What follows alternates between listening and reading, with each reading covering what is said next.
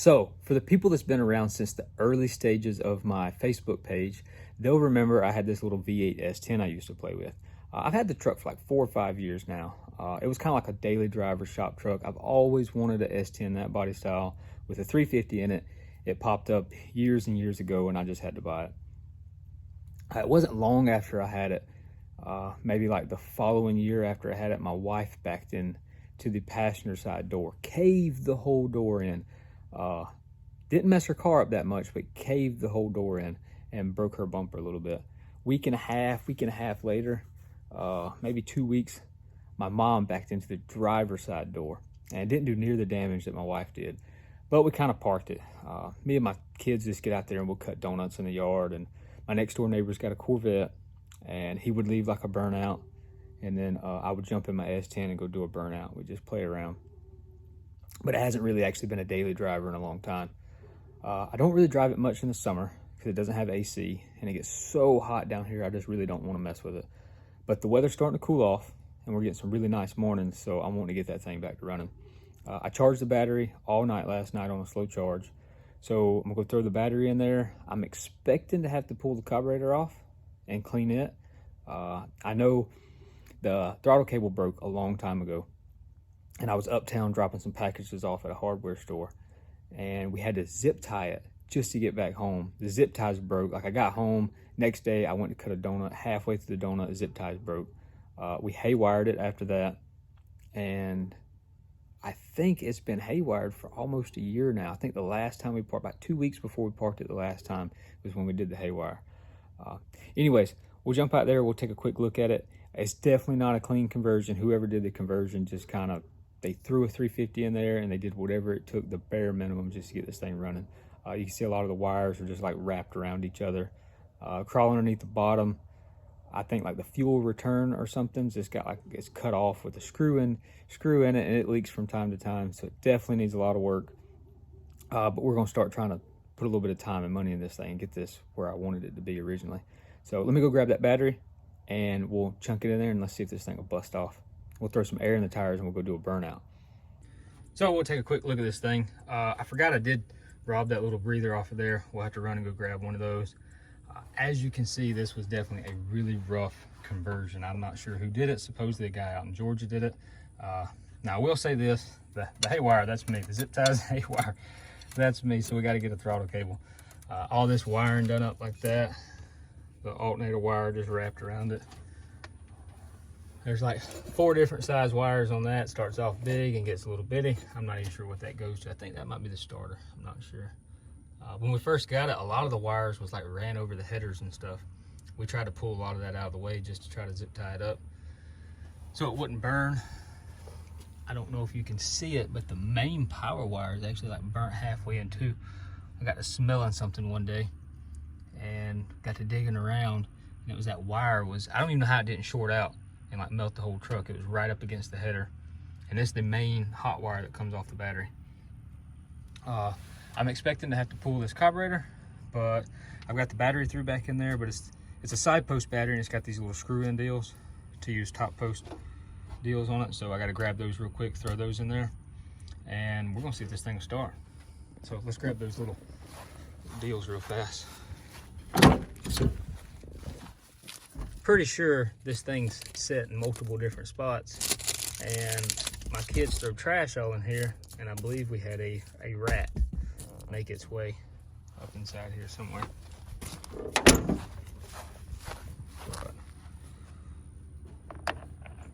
Screw these in real fast.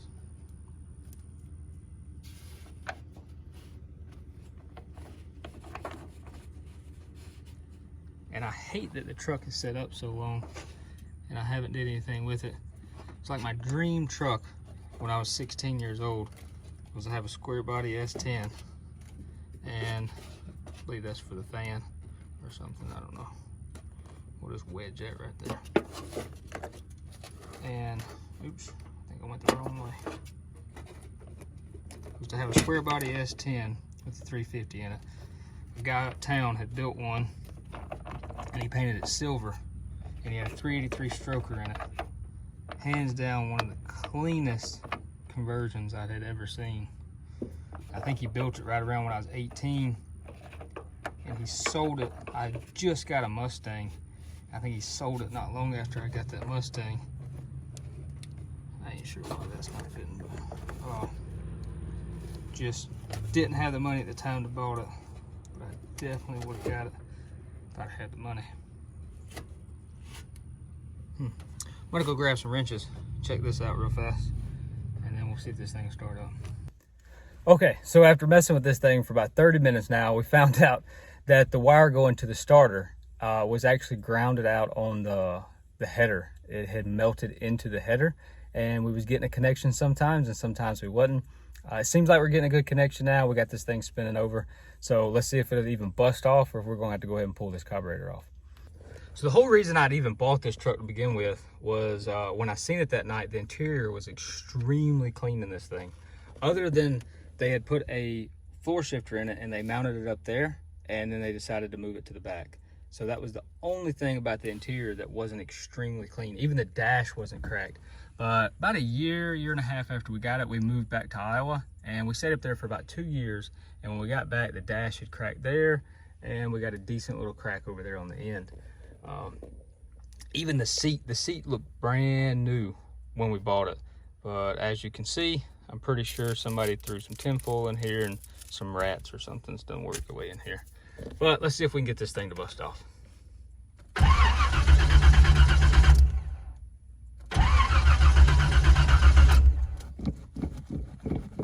Pumped old gas a couple times. And I think the battery's down. So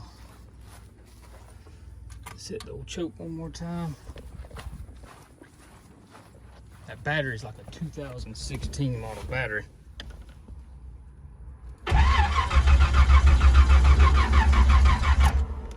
So I'm pretty sure the battery is probably about at its end. I'll go grab a little go-go juice and maybe some jumper cables, and I'll be back. All right, I got us a little can of that Napa go-go juice. See if that won't help it maybe spark up a little.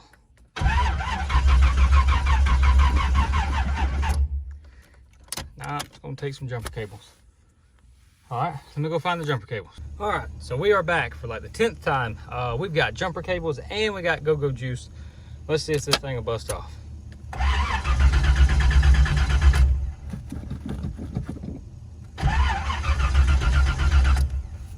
More go-go juice.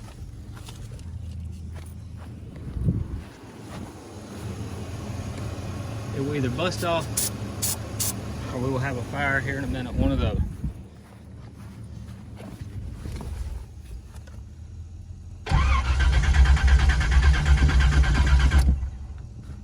That's crazy. It's never took this long to start. More go-go juice. This might be like the non-flammable type of brake cleaner. I don't know.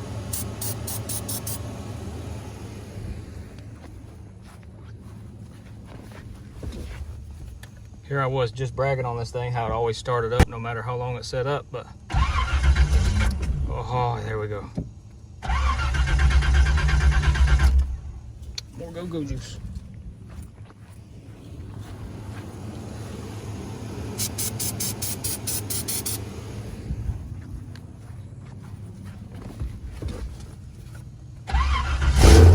Oh, yes. Oh. Almost. Go-go juice and the choke on.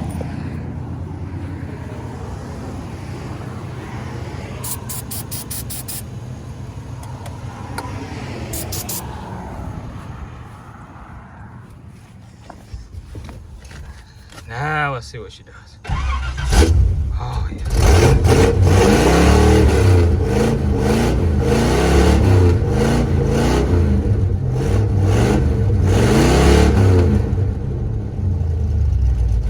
Oh, and she idles. That's all she needed.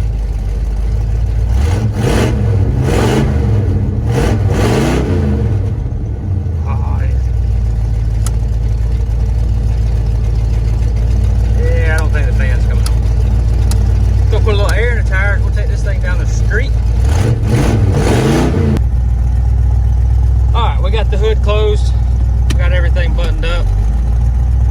Something is on fire under the hood. We're not really sure what, but we'll worry about that later. See if we can get over here and get some air in the tires. Hoping just a little bit of pine straw or something. Not really sure, to be honest. Honestly, pretty surprised I didn't have to take the carburetor off. I would not a betting man, but if I would have been, I would have bet on the carburetor having to come off. Well, we got some air in the tires, and pretty sure whatever was on fire under the hood either stopped burning or burned completely in two. Seems like the brakes are a little spongy setting up, but other than that, I think she's ready to hit the road. So.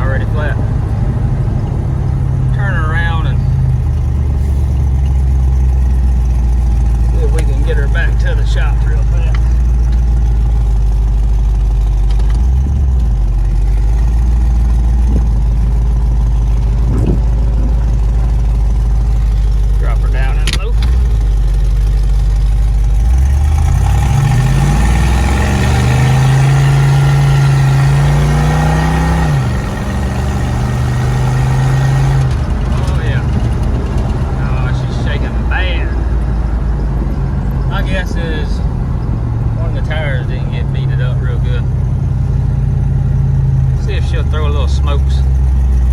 Maybe it won't piss the people off at the hunting camp too much.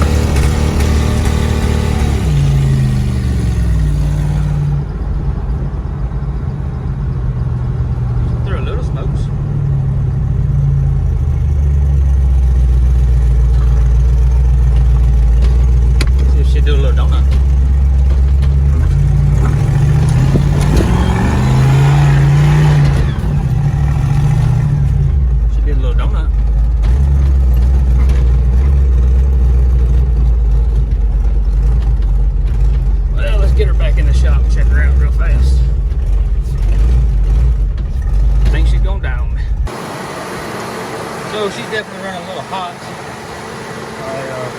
Yeah, I'm not gonna gamble on that one. Possibly out of water. That's probably one of those things I should have tested maybe the oil and water before we hit down the road. But I think I do see a little bit of the vibration. I believe that front tire is about gone. I think we got the good out of it, just about. And the back tires are already going flat again, so they're about the same shape. And that's where my mom hit there, and I done replaced the other side. Oh, shoot. Forgot about that breather cat too. Might want to get one of those. Might be some of the smoke you see. But other than that, she still runs and idles. She's wanting to die there at the end. But you check the timing. Almost looks like I'm missing a distributor bolt up there. One of the distributor cat. I'm glad to look into that. Yeah, other than that, she is running again. We'll let her cool off back there in the shop. Definitely going to have to go ahead and get this motor pulled out of there and get all those wires ran so they're not burning into the headers. But other than that, she's running. So I call it a win. Well, that's pretty much it for this time. Let's see if that battery will start her back up. Oh yeah. That's a win. Yep, I'm gonna call that a win. Oh yeah, it's got that handy dandy no key needed switch in there. High dollar. You can find those from about $19.90 down to about $19.62. You can find them like that. But that's gonna be pretty much it for this one. So until next time, I'm about to get this thing in the shop and see what else we can get done to it.